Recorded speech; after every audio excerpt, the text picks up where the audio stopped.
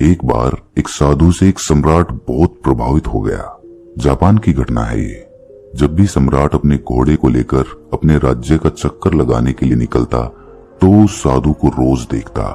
वो साधु एक वृक्ष के नीचे बैठा रहता, अपनी मस्ती में मस्त। कभी बांसुरी बजाता, कभी नाचता, कभी कोई गीत गुनगुनाता और कभी चुपचाप बैठा रहता, आकाश के तारों को देखता रहता। सम्राट जब भी उसके पास से अपने घोड़े पर सवार होकर निकलता तो वहां पर वो एक बार जरूर रुक जाता। उस साधु को देखे बिना उससे ना रहा जाता था। छुपकर वो उस साधु की मस्ती को देखता और फिर वहां से चला जाता। धीरे धीरे इतना रस आने लगा उसे उस साधु में कि समय कब बीत जाता था उसे पता ही नहीं चलता था। वो सम्राट चुपचाप एक झाड़ी के पीछे छुपकर उस साधु की मस्ती देखा करता था। उस साधु की मस्ती ऐसी थी कि सम्राट जब उसे देखता तो वो भी मस्त होकर अपने घर लौटता। ये रोज का काम हो गया था। एक दिन वो सम्राट इतना भाव विभोर हो गया कि उस साधु के चरणों में गिर पड़ा और कहा कि महाराज, यहाँ मैं अब आपको और नहीं रहने दूंगा। वर्षा करीब आ रही है। इस वृक्ष के नीचे आप बारिश में कैसे रहोगे?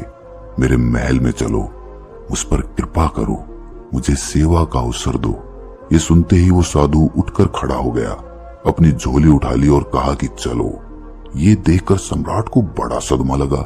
सम्राट कह तो रहा था कि महल चलो, लेकिन प्रसन्न होता ये सुनकर कि फकीर कहता, कैसा महल, कहाँ का महल? हम जहाँ हैं वहीं मस्त हैं। हम महल वगैरह में नहीं रह सकते। हमने तो कपड़ों का त्याग किया है। सम्राट के मन में तो ये सब सुनने की इच्छा थी। अगर साधु ने ऐसा कहा होता तो सम्राट उसके पैरों पर गिरकर कुछ और विनती कर लेता, लेकिन साधु तो तुरंत चलने को तैयार हो गया। तो सम्राट थोड़ा सदमे में आ गया। उसने सोचा, कहीं मैंने कोई गलती तो नहीं कर दी? इस आदमी ने मेरे साथ कोई चालबाजी तो नहीं की? ये कोई महल में घुसने की तरकीब तो नहीं लगा रहा कि यहाँ पर बैठकर बांसुरी बजाता रहा और कहीं ये इसका बांसुरी बजाना, ये मस्ती में नाचना, ये कहीं मुझे फंसाने के लिए कोई तरकीब तो नहीं है? क्या ये मछली को फंसाने के लिए कांटा तो नहीं फेंका गया था? फालतू ही चक्कर में पड़ा। सम्राट ने सोचा कि अब तो कुछ कह भी नहीं सकता। इसने एक मौका भी तो नहीं दिया। इसने ये भी तो नहीं कहा एक बार भी कि नहीं, मैं बहुत मजे में हूँ। क्या बारिश, क्या सर्दी, हमारे लिए सब एक है।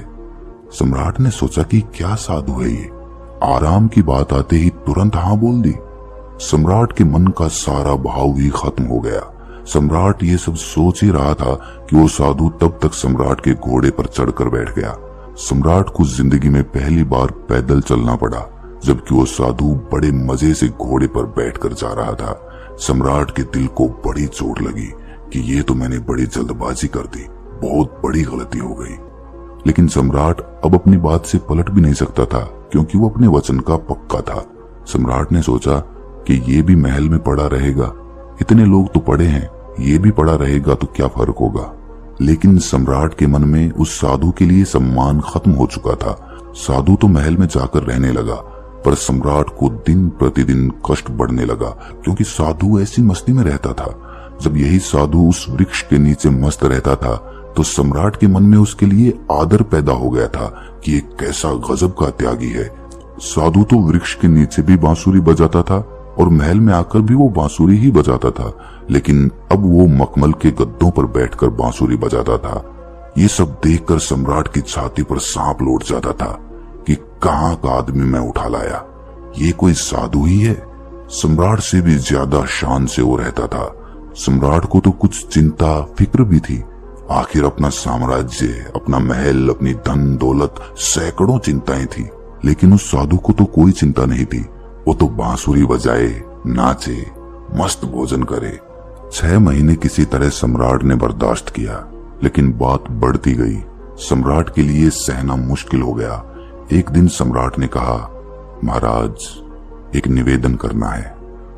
अब मुझमें और आप में क्या फर्क है? साधु ने कहा, फर्क जानना चाहते हो? सम्राट ने कहा, हाँ महाराज।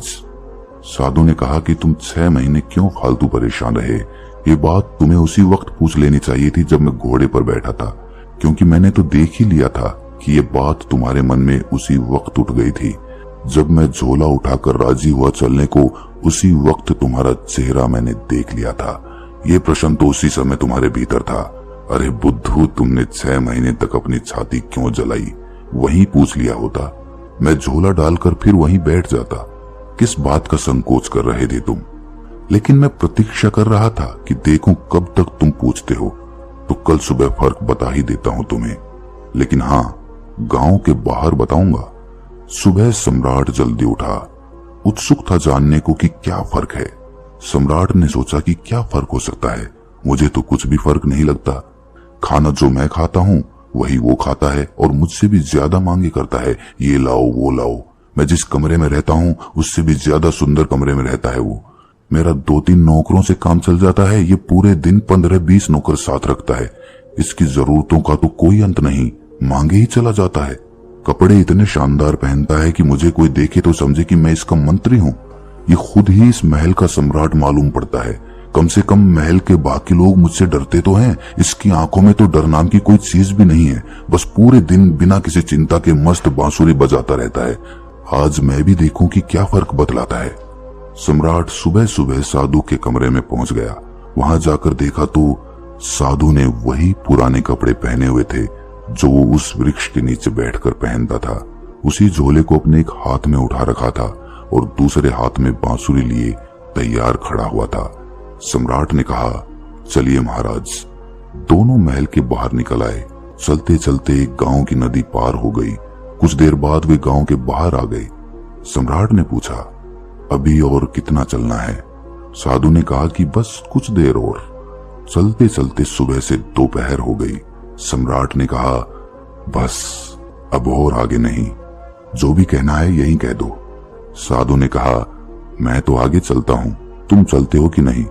सम्राट ने कहा कि मैं कैसे चल सकता हूँ, मेरा महल, मेरी बीवी, मेरे बच्चे, मेरी धन दौलत सब कुछ मुझसे जुड़े हुए हैं। मैं तुम्हारी तरह फकीर थोड़ी ना हूँ जिसे किसी बात की कोई चिंता ही नहीं है। साधु ने कहा, बस यही फर्क है तुम में और मुझ में। मैं कहीं भी जा सकता हूँ, तुम नहीं जा सकते हो। मैं हर परिस्थिति में खुश रह सकता हूँ, लेकिन तुम नहीं। जब मैं उस वृक्ष के नीचे रहता था तब भी मस्ती से रहता था और अपनी जिंदगी के एक एक पल को जीता था।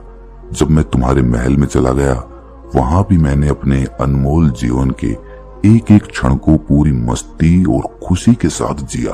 अब जब मैं कहीं और चला जाऊंगा तब भी ऐसे ही जीऊंगा।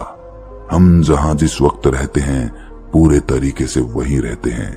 हम ना तो अपने बीते हुए कल के बारे में सोचकर पश्चाताप करते हैं और ना ही भविष्य की चिंता करके अपने वर्तमान को खराब करते हैं। हम तो बस आज में जीते हैं, क्योंकि हम समझ चुके हैं कि जीवन तो आज में है, अभी इसी पल को जीने में है। बस यही छोटा सा फर्क है तुझमें और मुझमें कि तुम्हें परिस्थितियां चलाती हैं और हम परिस्थितियों को चलाते हैं। तुम खुश रहोगे या दुखी रहोगे, क्या तुम्हारे आसपास होने वाली घटनाओं पर निर्भर नहीं करता है ये। लेकिन हमारे लिए ये घटना जिंदगी के सफर का एक हिस्सा मात्र है। अचानक सम्राट को महसूस हुआ कि अरे ये मैंने क्या कर दिया, इतने अद्भुत आदमी को गंवा दिया। 6 महीने इसके साथ सत्संग भी ना कर पाया, सत्संग करता भी क्या खाक।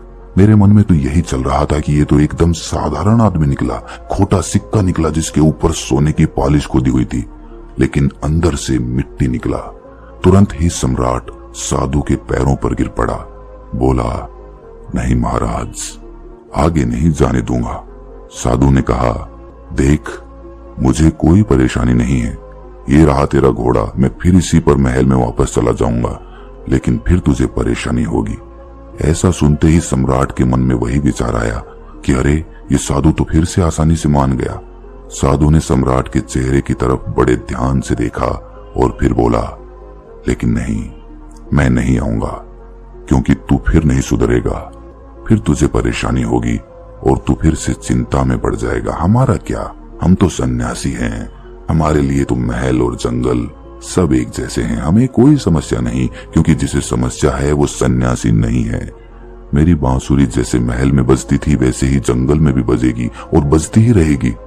ये कहकर वो साधु वहां से चल देता है और सम्राट वहीं खड़ा खड़ा उस साधु को जाता हुआ देखता रहता है।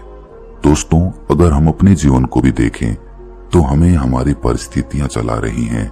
असलियत में एक इंसान अपनी परिस्थितियों का गुलाम होता है। अगर परिस्थितियां अच्छी चल रही है तो वो बहुत खुश रहेगा, लेकिन जैसे ही समय पलटता है आदमी दुखी होता चला जाता है। लेकिन क्या कभी आपने विचार किया कि जीवन सिर्फ परिस्थितियों पे ही निर्भर रहता है? क्या आदमी अपनी परिस्थितियों से ऊपर उठकर एक नए जीवन को देख सकता है, अपने स्वरूप को पहचान सकता है? जरा इस बारे में जरूर सोचना और आखिर में आप पाओगे कि तुम भी अपनी परिस्थितियों से बाहर निकलकर एक नए स्वरूप को, एक नए जीवन को देखना तो चाहते हो, लेकिन तुम्हारी परिस्थितियां तुम्हें बार बार पीछे खींच लेती हैं। तुम परिस्थितियों के गुलाम हो चुके हो। तो कोई तो ऐसा रास्ता होगा जो हमें उन परिस्थितियों से बाहर निकालकर एक परमानंद वाले जीवन से साक्षात्कार करा दे। ऐसा कौन सा तरीका है? खुद से चिंतन करना, सोचना। चिंतन करने से ही आपको रास्ता मिलता है। मैं आपको सब कुछ नहीं बता सकता, सिर्फ एक राह दिखा सकता हूं, लेकिन उस पर चिंतन तो आपको ही करना होगा।